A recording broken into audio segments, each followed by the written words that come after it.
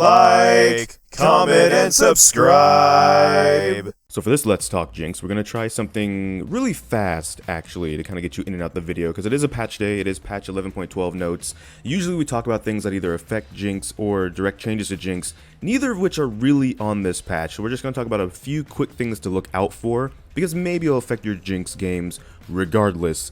One of the first ones and one of the most major ones being the Dr. Mundo rework will finally be hitting this patch. A very oversimplified version of his rework is he actually is kind of a lot of the same as he was in terms of playstyle. So as Jinx, the things you would do against old Mundo are the things you still kind of want to do against new Mundo playstyle wise, which is mainly run for the hills, but at the same time, you know, buying grievous wounds, trying to, you know, reduce his healing and DPS, you know, as a DPS on your team usually with all the tankiness he's going to get.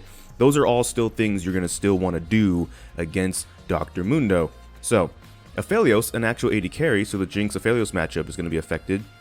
Base magic resist and AD growth increased. So essentially they want Aphelios back in pro play. But on a more serious note, his magic resist isn't going to really bother you because you don't really do a lot of magic damage. The AD growth, meanwhile, is going from 2.4 to 3 per level. So in the laning phase, as the laning phase goes on especially, his AD, a bit more is going to be there over time, right? Suddenly in 4 levels, instead of being just under 10, it'll be 12. And it'll be going towards 15 when that 5th level comes in. And combining that with any AD items he's building, he's going to feel a little more. If at minimum nothing else, he's going to be able to last hit slightly better, which means he might not even have to fight you to get fed. He can just get gold off the minion wave. So you might have to try and make advantage off of good trades when you get them, or like a really good support if you get them too. There are some actual changes, increases on like his Q with the scythe pistol, and also on the chakram, which is the one that looks like he's shooting blades constantly. So be aware of those two, and he has those two guns out specifically. Draven, meanwhile, the Q bonus damage is being increased because we love dealing with Dravens, don't we?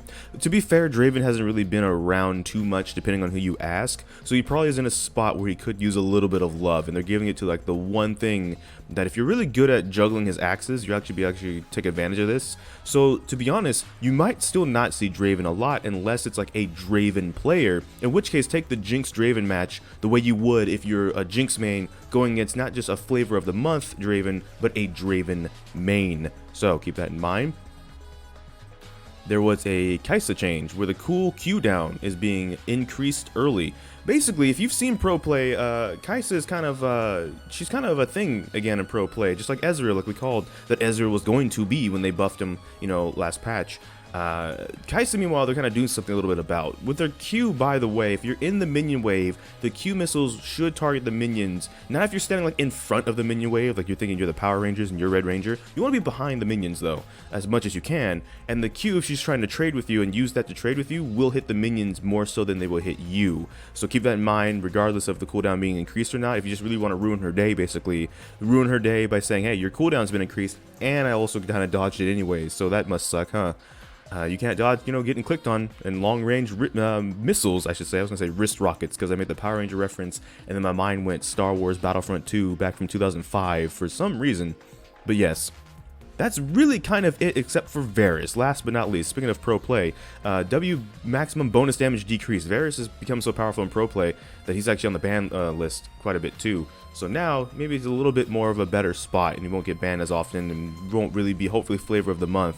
But basically, when he's auto-attacking you with the Blight stacks on you, and then he hits you with something, there's a maximum amount of damage that would happen, 25.2%, and it's going down to 21% at max rank. So hopefully that'll help a little bit with the Varus situation. So I did say quick video, so just gonna take a quick skim. I mean, there's the pool party skins, so like Braum, for example. You might see more Brahms, might play with more Brahms, play against more Brahms, because Braum, look at this skin. Look at these swole dudes coming in to take over the rift for the summer, just in time for the heat. But that is all for this video from me, so thank you so much for watching this video. Make sure to like, comment, subscribe, hit that bell notification, the actual subscribe button. But I don't know which video will be next, because life can have a lot of kinks. So until next time, take care.